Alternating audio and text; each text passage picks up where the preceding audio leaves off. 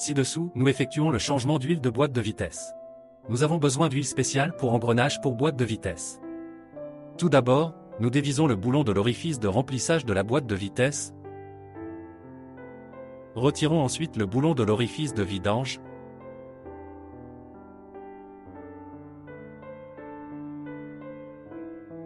Plaçons le récepteur d'huile en place.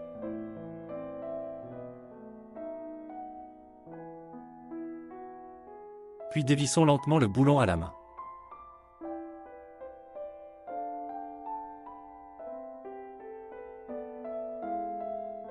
Lorsque le boulon de vidange d'huile est sur le point de tomber, retirons rapidement le boulon de vidange d'huile. Essuyons le résidu de rouille du boulon de vidange d'huile.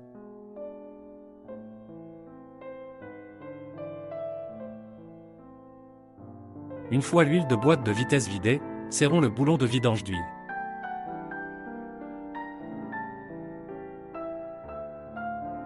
Ensuite, fixons avec des outils spéciaux.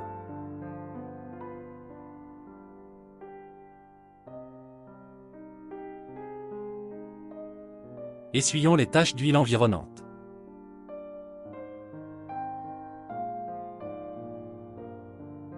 Lorsque l'huile est remplie à l'injecteur, nous faisons le plein de la boîte de vitesse.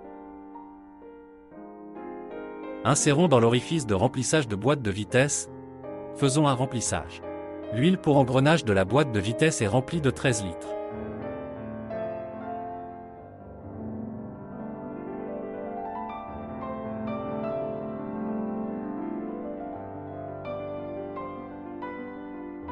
Une fois l'huile de boîte de vitesse remplie, serrons les boulons de l'orifice de remplissage.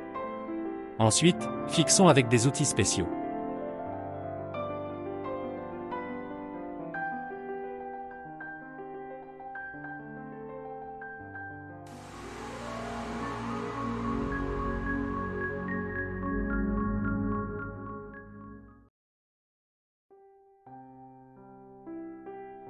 Ci-dessous, nous passons au différentiel de l'essieu central. Remplacement de l'huile pour l'essieu arrière et engrenages latéraux de roue. Nous avons besoin d'huile spéciale pour engrenage. Ci-dessous, nous remplaçons l'huile pour engrenage des essieux central et arrière. Prenons l'essieu central comme exemple pour une démonstration de remplacement. La même méthode de remplacement que l'essieu arrière. Tout d'abord, nous retirons la vis de l'orifice de remplissage de l'essieu central.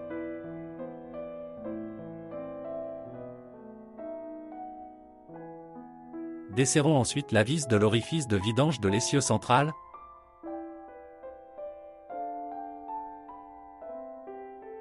Après avoir desserré les vis, plaçons l'économiseur en place, desserrons lentement la vis à la main.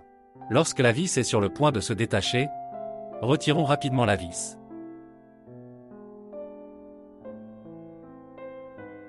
Une fois l'huile pour engrenage vidée, serrons la vis du bouchon d'huile. Fixons à nouveau avec un outil.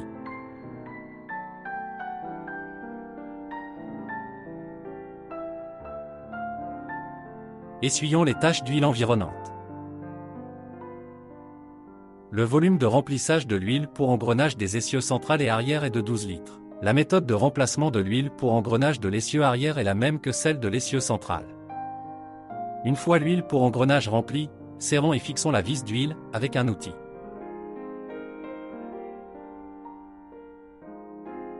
Après l'asserrage, essuyons les taches d'huile environnantes. Ci-dessous, nous effectuons le changement d'huile pour engrenage de différentiel. Tout d'abord, nous desserrons et retirons la vis de l'orifice de remplissage.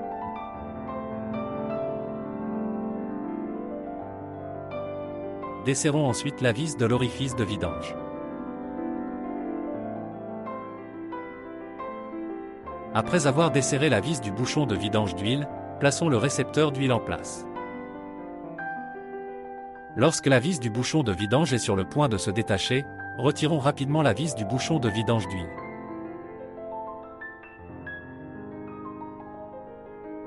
Après la vidange de l'huile pour engrenage, serrons la vis du bouchon d'huile et serrons-les avec un outil. Après l'asserrage, essuyons les taches d'huile environnantes. Insérons l'injecteur dans l'orifice de remplissage. Le volume de remplissage est de 4 litres. Une fois l'huile pour engrenage remplie, serrons la vis du bouchon d'huile. et fixons avec un outil. Après le serrage, essuyons les taches d'huile environnantes. Enfin, nous effectuons une démonstration de remplacement de l'huile pour engrenages latéraux de roue. Tout d'abord, nous devons desserrer la vis du bouchon d'huile. Après avoir desserré la vis, plaçons le récupérateur d'huile en place, dévissons lentement la vis.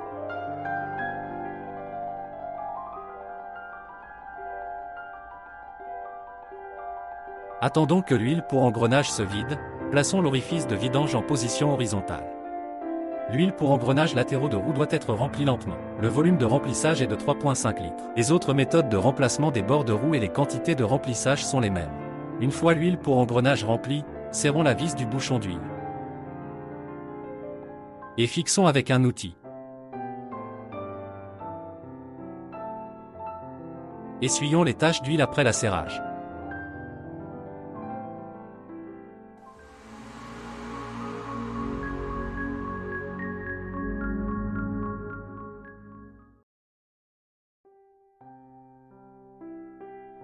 Ci-dessous, nous démontrons la méthode de démontage et de montage de l'élément filtrant du climatiseur. Commençons avec des outils, retirons les vis des deux côtés de fixation de l'élément filtrant du climatiseur.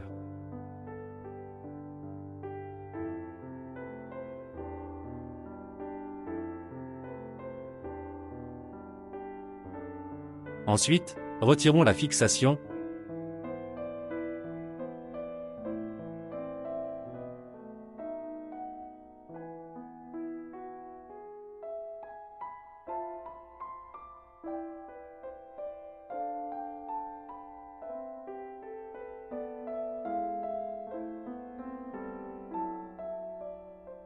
Retirons l'élément filtrant du climatiseur. Montons un nouvel élément filtrant du climatiseur.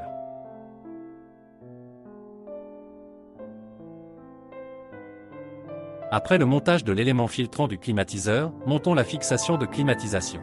Nous nous assurons de faire attention lors du montage. Les trois positions doivent être alignées et être enclenchées.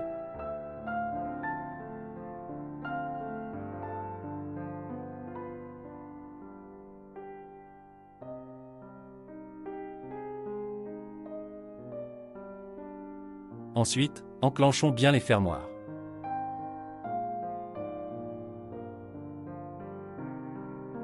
Montons les vis des deux côtés après le bourrage. Après avoir serré les vis, le démontage et le montage sont terminés.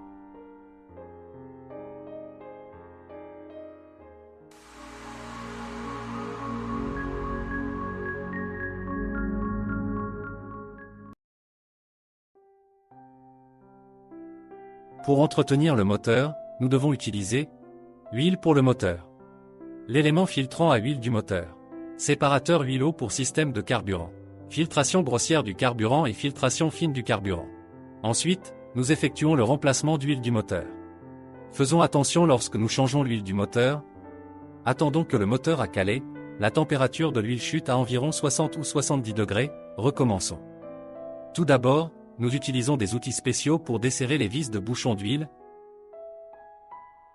Après le desserrement, plaçons le récepteur d'huile dans la position appropriée.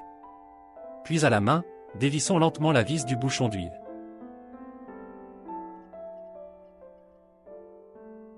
Lorsque la vis est sur le point de se détacher, nous allons y pousser nos mains un peu plus fort, puis éloignons-nous rapidement.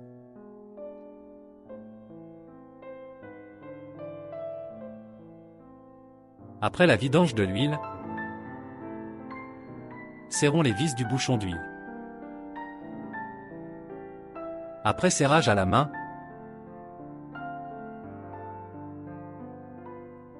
utilisons des outils spéciaux pour serrer un autre 3/4 de tour.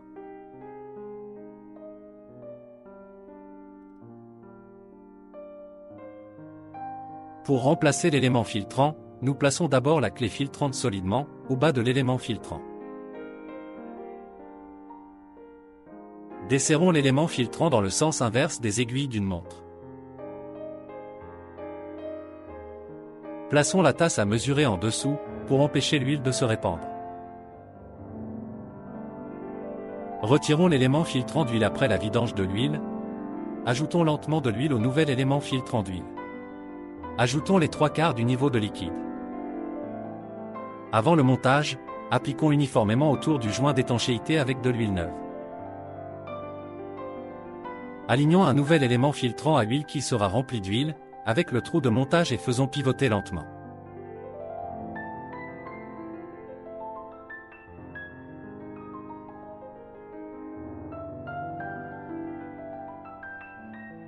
Après serrage à la main, utilisons la clé filtrante pour faire pivoter 3/4 des tours.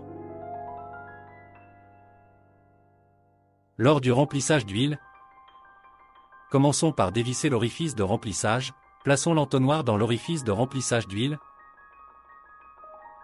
Ensuite, ajoutons lentement l'huile à l'entonnoir. La capacité de remplissage d'huile est d'environ 34 litres.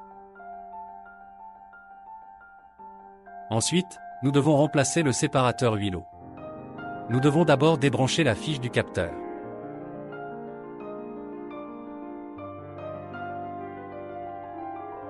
Utilisons une clé spéciale, retirons la base du capteur. Retirons ensuite l'élément filtrant de séparateur huile-eau. Une fois la base du capteur retirée, nous allons enlever l'ancien joint d'étanchéité. Remplacé par un nouveau joint d'étanchéité.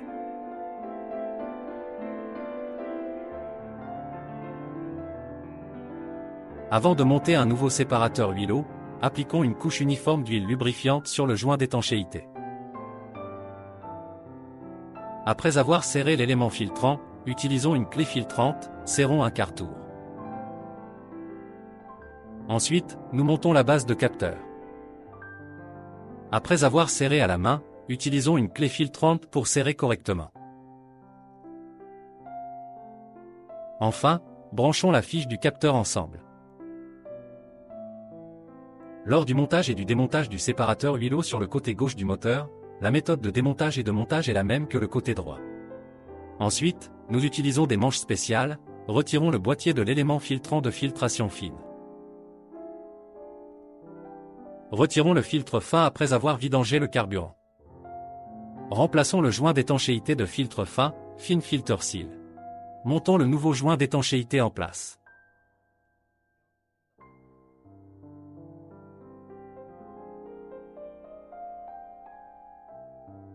Chargeons un nouvel élément filtrant. Avant le montage, nous devons nettoyer les trous de montage. Serrons l'élément filtrant à la main après le nettoyage.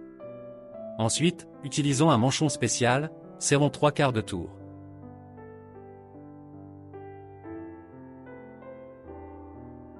Remplissage d'huile du moteur, une fois tous les éléments filtrants montés, nous devons allumer la pompe à carburant. Après la mise sous tension, vérifions que l'élément filtrant à carburant ne fuit pas. S'il n'y a pas de fuite, démarrons le moteur. Après le démarrage du moteur, vérifions chaque élément filtrant pour détecter toute fuite d'huile. S'il n'y a pas de fuite d'huile, laissons le moteur continuer à fonctionner pendant 5 minutes. Enfin, nous sortons la jauge. Après avoir essuyé, réinsérons la jauge.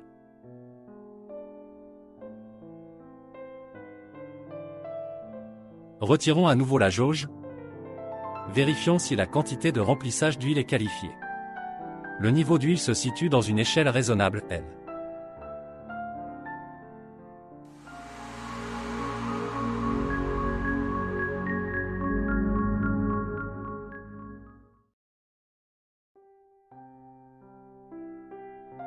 Démontrons la méthode de démontage et de montage du filtre à air. Tout d'abord, ouvrons le fermoir du couvercle du filtre à air.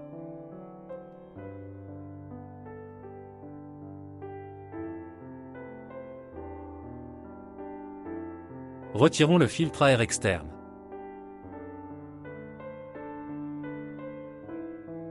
Retirons ensuite le filtre à air interne. Vérifions l'intérieur du filtre à air pour l'huile, les corps étrangers ou la poussière. Ensuite, nous montons le nouveau filtre à air. Commençons par monter le filtre à air interne. Après le montage ferme, montons ensuite le filtre à air externe.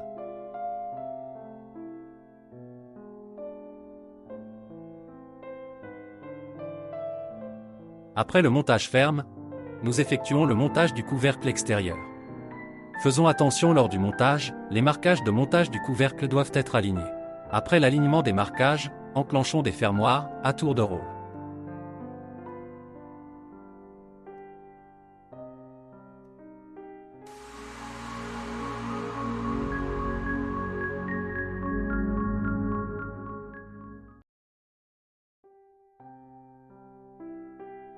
Ensuite, nous démontrons le remplacement de l'huile de direction assistée. Assurons-nous d'abord que la cabine est en surélévation. Dévissons ensuite le boulon du bidon d'huile assistée. Après dévissage, nous allons utiliser des outils spéciaux, Allen clé. Desserrons la vis de vidange d'huile sous la pompe de direction assistée. Si la vis du bouchon d'huile est à double couche, ensuite, retirons d'abord les vis extérieures. Après avoir retiré la couche externe, retirons ensuite les vis intérieures.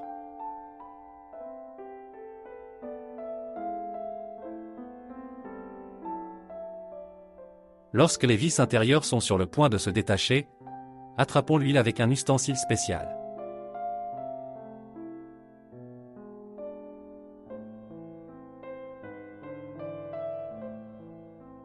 Attendons que l'huile soit vidangée, serrons ensuite les vis de bouchon d'huile intérieure et extérieure à tour de rôle.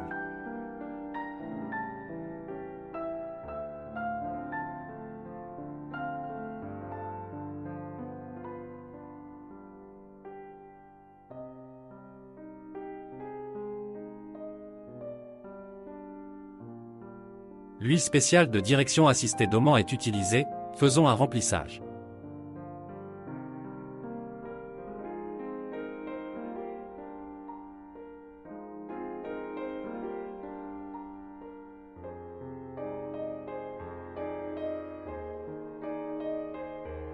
Après le remplissage de l'huile de direction assistée, serrons le bouchon du bidon d'huile de direction assistée. Réinitialisons ensuite le compartiment de la cabine. Ouvrons le capot réversible, tournons l'interrupteur de la pompe de levage hydraulique vers l'extérieur. Utilisons des outils spéciaux pour déposer la cabine. Après la réinitialisation de la cabine, démarrons le véhicule. Tournons le volant vers la gauche et la droite uniformément, après le démarrage. Permettons à la machine de direction d'évacuer l'air, jusqu'à ce qu'il n'y ait plus de bruit anormal lorsque la machine de direction tourne à gauche et à droite. Rallumons et éteignons le volant.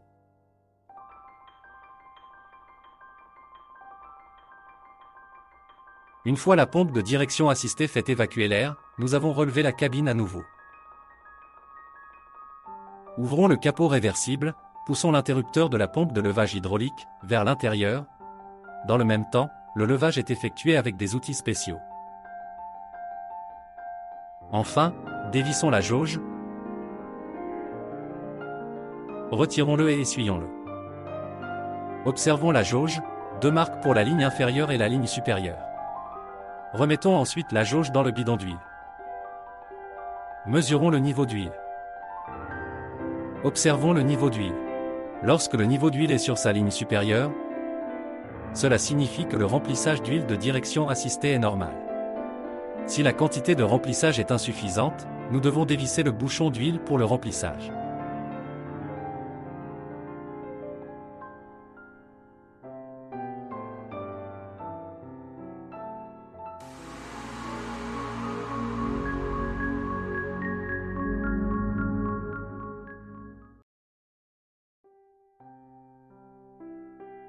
Ce qui suit est une démonstration du remplacement de l'huile d'embrayage. Tout d'abord, dévissons le capuchon d'extrémité supérieure du bidon d'huile.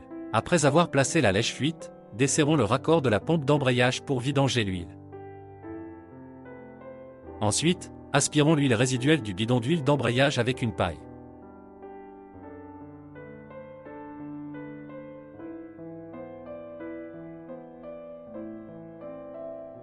Ajoutons de l'huile d'embrayage en standard.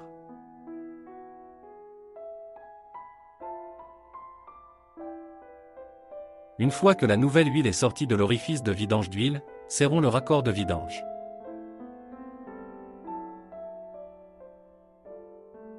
Après avoir appuyé sur la pédale d'embrayage 4 à 5 fois de suite, appuyons toujours sur la pédale.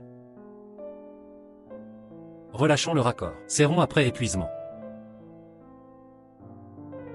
Répétons l'action ci-dessus pendant 3 à 4 cycles, jusqu'à ce que l'air dans l'embrayage soit vidé. Enfin, observons le niveau de liquide et comblons l'huile d'embrayage.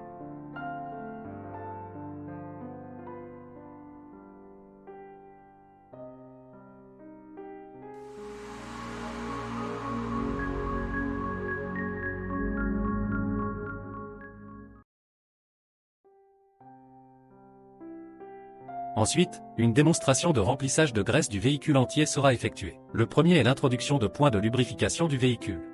Le véhicule entier peut être divisé en 4 parties: système de direction, système de suspension, système de transmission et système de freinage respectivement.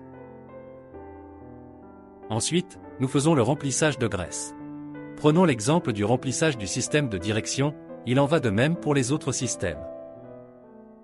Alignons le bec de seringue avec l'orifice de remplissage. Remplissons de graisse jusqu'à ce que la graisse se renverse légèrement.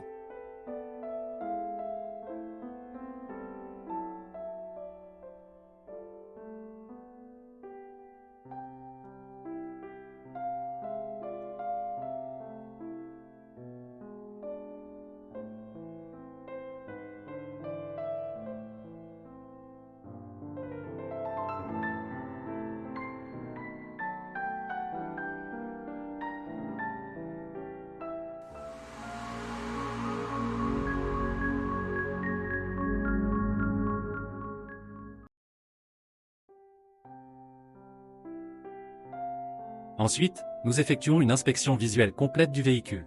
Le premier est l'inspection visuelle des pneus. Vérifions que vos pneus ne sont pas bombés ou rayés, et à quel point la surface est usée.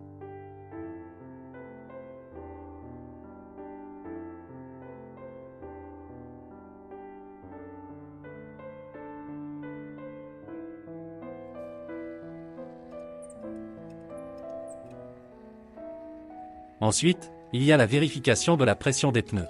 Mesure avec un baromètre. Lisons les données du baromètre.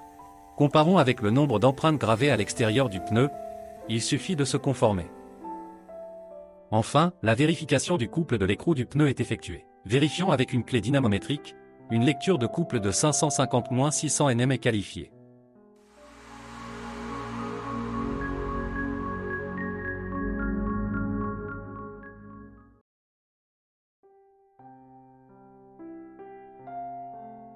Prochain, inspection du couple des boulons en U et des tiges de poussée.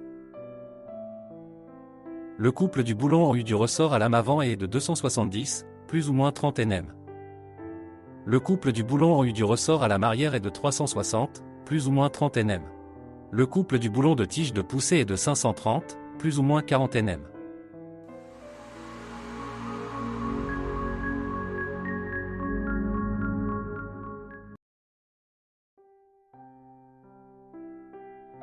Tout d'abord, soutenons l'essieu avant de manière à ce que les pneus soient à 30 mm du sol. Les pneus des deux côtés vont tout droit. Les marques sont faites à la même hauteur des pneus des deux côtés.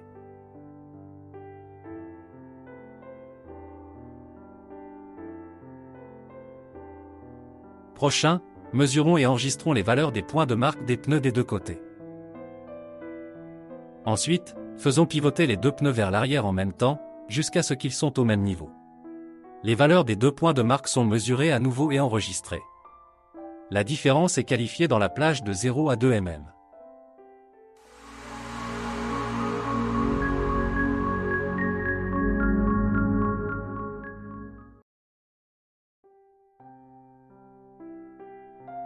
Ci-dessous, nous effectuons l'inspection de la boîte de batterie. Tout d'abord, vérifions si les pôles positifs et négatifs de la batterie sont serrés. Éliminons les oxydes. Appliquons de la vaseline.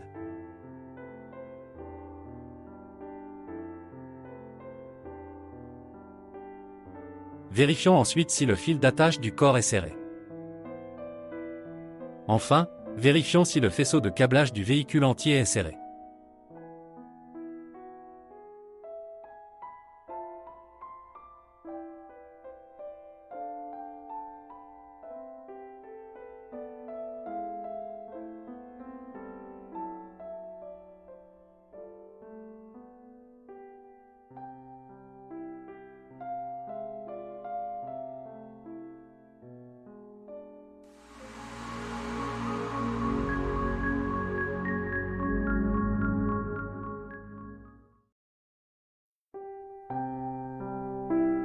La tension de la batterie est mesurée ci-dessous. Les mesures supérieures à 24 volts sont qualifiées.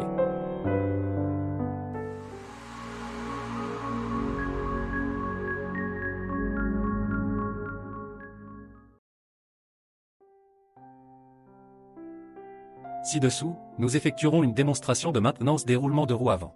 Retirons d'abord les vis du capuchon d'extrémité. Retirons ensuite le capuchon d'extrémité. Retirons la goupille fendue. Desserrons l'écrou de tête d'arbre.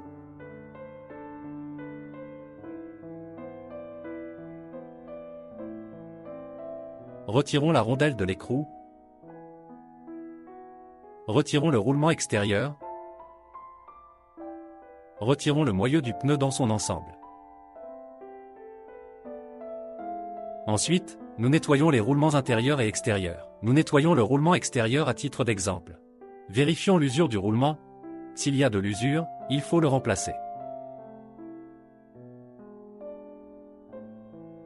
Ci-dessous, nous lubrifions le roulement. Roulement extérieur, par exemple.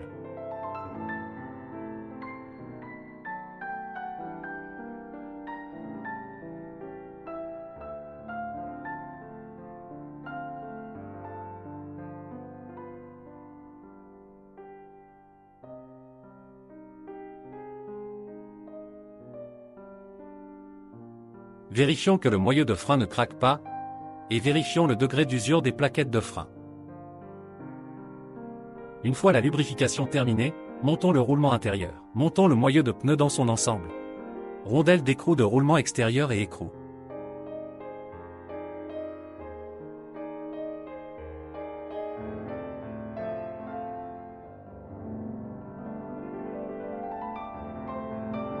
Desserrons 45 à 60 degrés. Montons des goupilles fendues.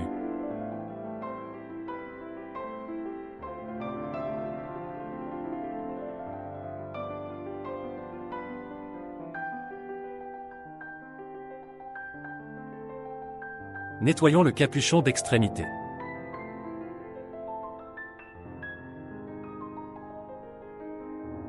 Appliquons le mastic d'étanchéité uniformément.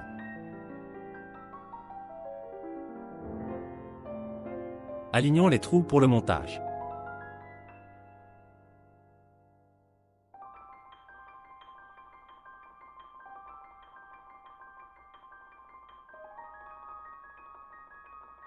Après avoir terminé les étapes ci-dessus, nettoyons les taches d'huile à la surface.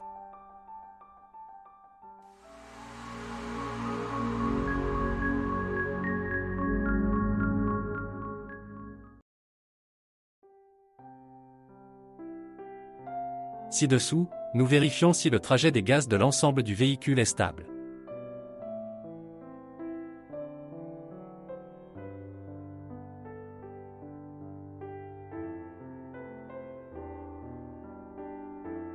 Dans le même temps, nous vérifions s'il y a des fuites d'air avec de l'eau savonneuse.